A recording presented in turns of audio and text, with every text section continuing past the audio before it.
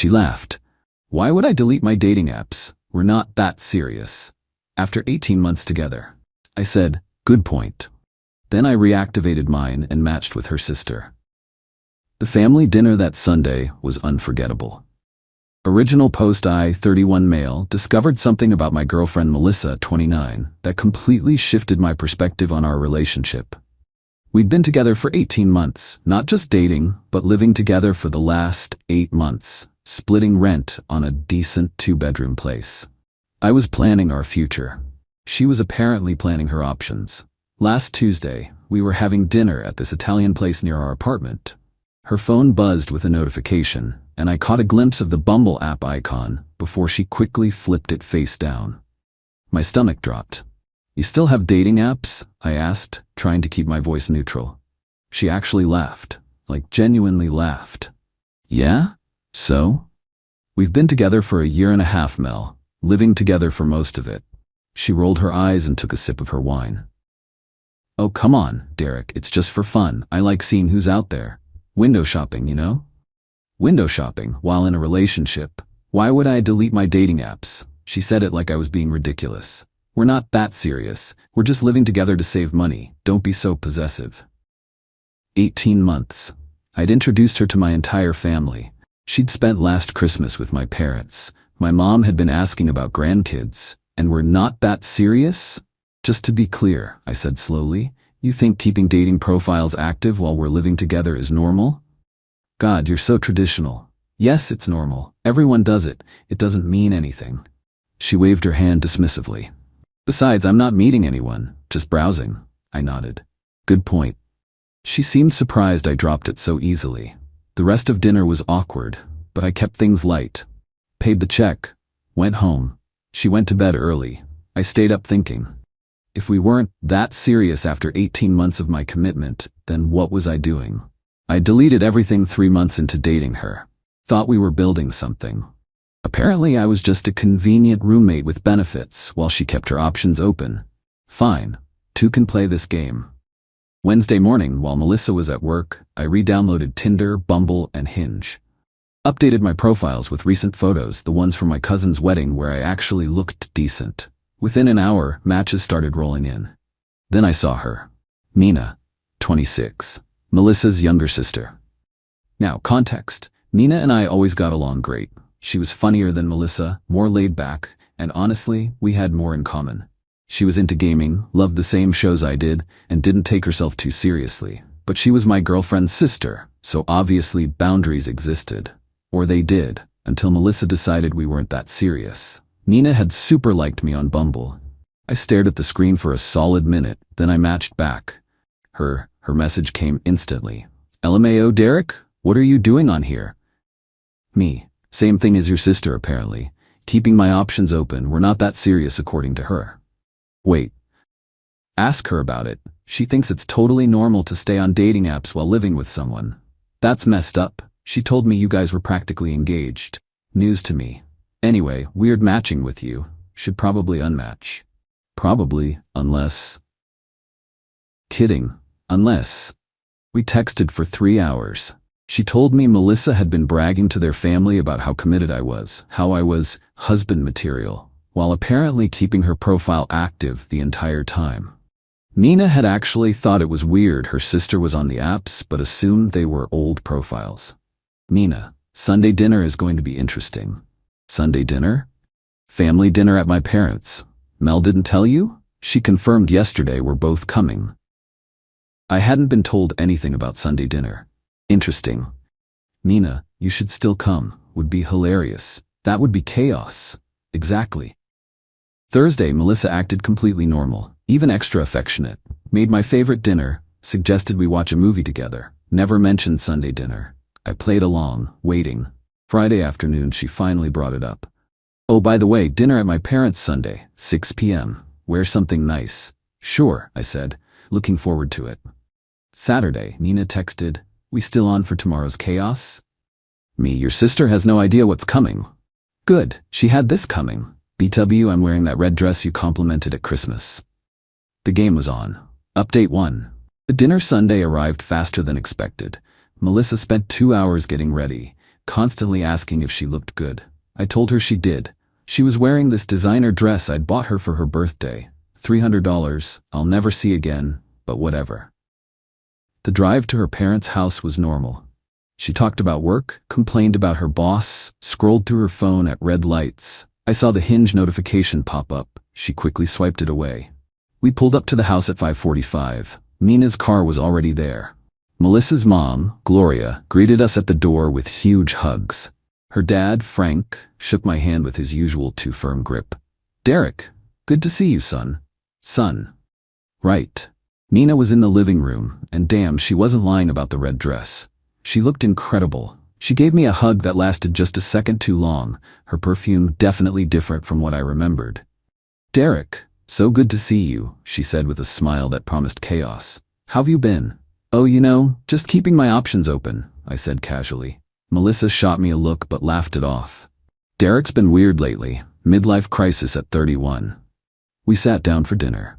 Gloria had made her famous lasagna. Frank opened a bottle of wine. Everything seemed normal until Nina cleared her throat. "So Mel, I saw something super weird on Thursday." "Oh?" Melissa took a sip of wine. "You were on Bumble. Your profile popped up in my feed." The table went silent. Melissa's face flushed. Gloria looked confused. "Bumble? Isn't that a dating app?" "It is," Nina said innocently. "Weird, right? Since Mel's been with Derek for what, almost 2 years?" Melissa laughed nervously. "That must be an old profile. You know how those apps are. They keep your profile up forever." "No," Nina said, pulling out her phone. "It said active today, see?" She showed the screen to the table. There was Melissa's profile, complete with photos from last month's vacation, the one I'd paid for. Frank's expression darkened. "Melissa, what is this?" "It's nothing. I never deleted it. It doesn't mean anything." I stayed quiet, cutting my lasagna. Gloria turned to me. "Derek, did you know about this?" "Found out Tuesday," I said calmly. "She told me we're not that serious and it's normal to keep dating apps while living together." The table exploded. "Not that serious?" Gloria's voice hit a pitch I didn't know was possible. "You're living together." Frank slammed his wine glass down. "Melissa Ann, what is wrong with you?" "You're all overreacting," Melissa protested. "It's 2024. People don't delete apps just because they're in committed relationships," Nina interjected. "Actually, they do. Normal people do." Melissa glared at her sister. "Why are you being such a—" "Actually," Nina interrupted, grinning. "Derek and I matched on Bumble Thursday." If the table exploded before, this was nuclear detonation. Melissa's face went from red to white to purple. "What?" "Yeah, super weird," Nina continued. "But since you two aren't that serious, I figured it was fine. Right, Derek?" I shrugged. "Just keeping my options open, like Melissa taught me." Melissa stood up so fast her chair fell backwards. "You matched with my sister?" "Technically, she super liked me first," I said. Gloria was looking between all of us like she was watching a tennis match in hell. Frank had his head in his hands. "How dare you?" Melissa screamed at me. "How dare I what? Follow your rules? You said we weren't that serious. You said keeping dating apps was normal. I'm just doing what you're doing. That's different." "How?" "It just is." Nina laughed. "Classic Mel. Rules for thee, not for me." "Shut up, Nina. This is between me and Derek." "Actually," Frank said quietly, and everyone turned to look at him. "This is between Melissa and her complete lack of respect for relationships. Derek, I'm sorry you've wasted 18 months on my daughter." "Dad," Melissa shrieked. "No, I'm done," Frank continued. "We raised you better than this. This young man has been nothing but good to you. He helps with your rent, he bought you that damn purse you wouldn't shut up about, he fixed your car last month, and you're on dating apps, shopping around while keeping him as backup?" Gloria nodded. "Melissa, this is disgusting behavior. I'm ashamed." Melissa started crying. Not pretty tears, ugly, mascara-running sobs. "You're all taking his side?" "There aren't sides," Gloria said. "There's just you being horrible to someone who loved you." Loved. Past tense. Even Gloria got it. Melissa grabbed her purse and stormed toward the door. "Derek, we're leaving. Now." I took another bite of lasagna. "This is really good, Gloria." "Derek, I'm not leaving. You can call an Uber. You drove me here. And we're not that serious, remember? Figure it out." She stood there, mouth open, looking around for support.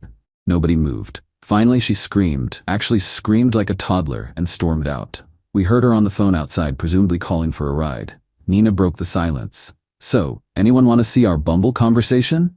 It's actually hilarious. Gloria poured herself more wine. Nina, not now. Frank looked at me. Derek, I'm sorry about all of this.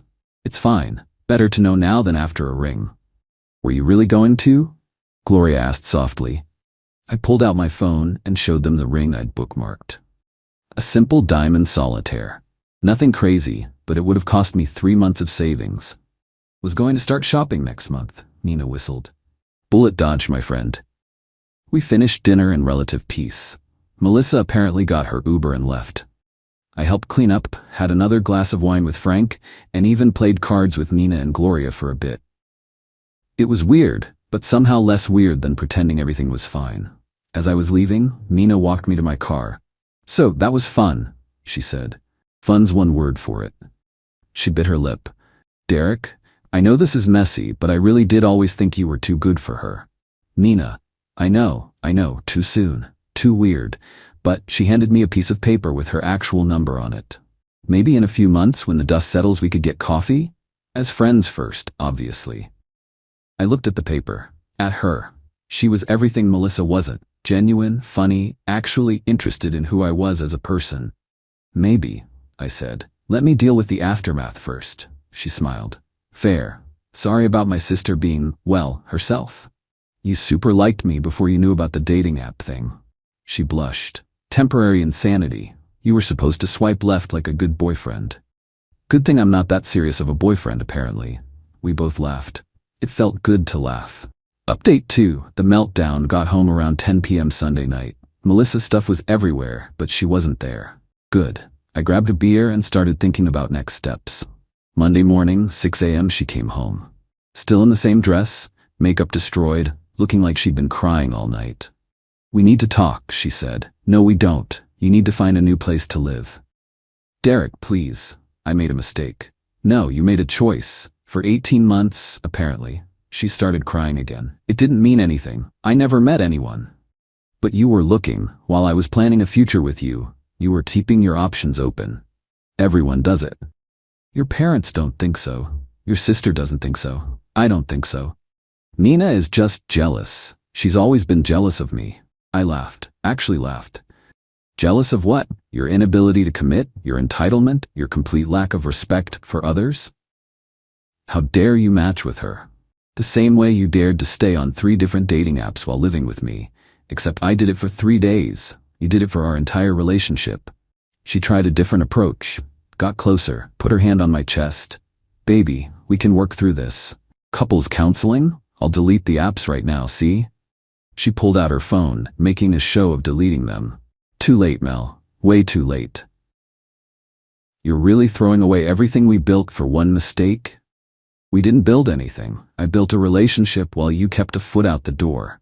And it wasn't one mistake. It was 547 days of choosing to keep those apps. That's 547 daily decisions to disrespect our relationship. You counted? I did the math, yeah. She got angry again. Fine, you want me out? I'm taking everything I bought. Take it all. I don't want anything with your energy on it. She started grabbing random stuff, claiming she bought things I knew I'd purchased. I didn't argue, just wanted her gone. What about rent? I paid half. You paid a third, actually. I have the Venmo receipts. But sure, I'll give you the week back. I transferred her $400. There, we're square. That's it? After everything? What everything? We weren't that serious, remember? She screamed again and threw a coffee mug at the wall. It shattered. You'll pay for that too. I said calmly. $30 for the mug, $50 for the security deposit hit. I hate you. Cool, hate me from somewhere else. The real meltdown came Tuesday when she realized I'd already told our mutual friends what happened. See, while she was having her Monday morning tantrum, I'd sent a group text with screenshots of her dating profiles and her "we're not that serious" quotes. Preemptive strike against whatever narrative she was planning. My phone blew up with messages. Dude, 18 months? That's cold. She was on apps the whole time? Team Derek, that's messed up. Her best friend Kayla even texted me privately. I told her to delete those apps months ago. She said she had. I'm sorry, Derek. By Tuesday afternoon, Melissa was in full damage control mode. Posted on social media about toxic relationships and controlling men who spy on their girlfriends. Nobody bought it, especially after Nina commented, "Sis, you literally showed me your Hinge matches last month talking about your backup plans. Stop lying." The comments section turned into a bloodbath. Their cousins, mutual friends, even her coworker added their 2 cents. Turns out, I wasn't the only one who'd noticed her sketchy behavior. Wednesday, she tried getting her stuff while I was at work. Building management called me. "Mr. Rodriguez is here saying she needs to get into your apartment. She's not on the lease and no longer lives here. Do not let her in." "Understood, Mr. Chen." She called me 23 times in an hour, left voicemails ranging from apologetic to threatening. My favorite was, "You're going to regret this when you're alone forever. No one will ever love you like I did." I texted back, "You're right. No one will ever love me like you did. Thank God for that." Update 3. The Extinction Event. Thursday morning, the real circus began. I woke up to 14 missed calls from an unknown number. It was Melissa's new number, apparently. Then came the knock on my door at 7 a.m. Not Melissa, her mom, Gloria. "Derek, I'm so sorry to bother you, but can we talk?" I let her in, made coffee. She looked exhausted. "Melissa is staying with us," she said, "and she's not handling this well." Define not well.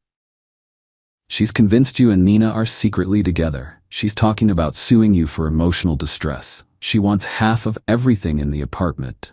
She can want all she likes. She's not on the lease. She didn't buy the furniture and emotional distress. She cheated, not me." Gloria sighed. "I know. Frank and I know. But she's our daughter, and she's having some kind of breakdown. She quit her job yesterday." "She what?" "Said she couldn't focus because of the trauma." "Derek, I'm not here to defend her. What she did was wrong. But did you have to match with Nina?" "Gloria, I matched with Nina to make a point. Your daughter spent 18 months on dating apps while I was planning to propose. She needed to understand how that felt." "And Sunday dinner?" "That was Nina's idea, actually." Gloria rubbed her temples. "That girl, both my girls, I don't know where I went wrong." "You didn't. Melissa made her choices. Can you at least let her get her things? She can come Saturday between 2 and 4 p.m. You or Frank need to be with her. She's not coming alone." Gloria nodded and left. An hour later, I get a text from Nina. "Mom just told Mel she has to be supervised to get her stuff. The screaming is epic." Friday was quiet. Too quiet. I should have known something was coming. Saturday at 2 p.m. sharp they arrived. Melissa, Gloria, Frank, and surprisingly, Melissa's older brother Tony, who I'd only met twice. Tony approached me first. "Hey man, sorry about all this. I'm just here to make sure things stay calm." I appreciated that. Tony always seemed like a solid dude. Melissa wouldn't even look at me. She started packing her things while Gloria helped. Frank stood awkwardly by the door. Everything was going smoothly until she got to the bedroom and saw something that set her off. "Where's my necklace?" "What necklace?" "The gold one, the one my grandmother gave me." "Melissa, you never kept jewelry here. You always left it at your parents' house." "You stole it. You sold it out of spite." "I didn't touch any necklace." She started tearing through drawers, throwing things around. Tony stepped in. "Mel, chill. If it's not here, it's not here." "He has it, or he gave it to Nina." "Are you two together now, huh?" "No, Melissa. Nina and I aren't together." "Liar. She liked your Instagram post yesterday." "So did 47 other people. Are they all dating me too?" She lunged at me. Actually lunged. Tony caught her midair like she weighed nothing. "Okay, we're done here," Tony said, literally carrying his sister toward the door. "Mom, Dad, grab her stuff." Melissa was screaming. "I'll destroy you. You'll never be happy. Nina's using you. She's always wanted what I have." "What you had," I corrected. Past tense. That made her scream louder. Tony just shook his head and carried her out. Frank muttered an apology, Gloria couldn't meet my eyes, pal, and they left with maybe half of Melissa's actual stuff because she was too busy having a meltdown to pack properly. 10 minutes after they left, Nina texted, "She just accused me of stealing Grandma's necklace, the one she sold 2 months ago for concert tickets. This is insane." Me. "She sold it?" "Yeah. Told me not to tell Mom. Sold it on Poshmark for like $200. I have screenshots." Nina sent the screenshots. Melissa had indeed sold the necklace in August, bragging about getting tickets to some music festival. I forwarded them to Gloria with the message, in case she tries to file a police report. Gloria replied, "I'm so sorry. We're getting her help." Sunday came with another plot twist. Melissa made a TikTok, a whole-ass TikTok about how my ex destroyed my life because I wanted independence. It got 50K views in 3 hours. The comments were brutal though. Independence equals cheating now? Girl, you were on dating apps while living with him? This is why I have trust issues. Nina, tell your side. Yeah, Nina was in the comments. With receipts.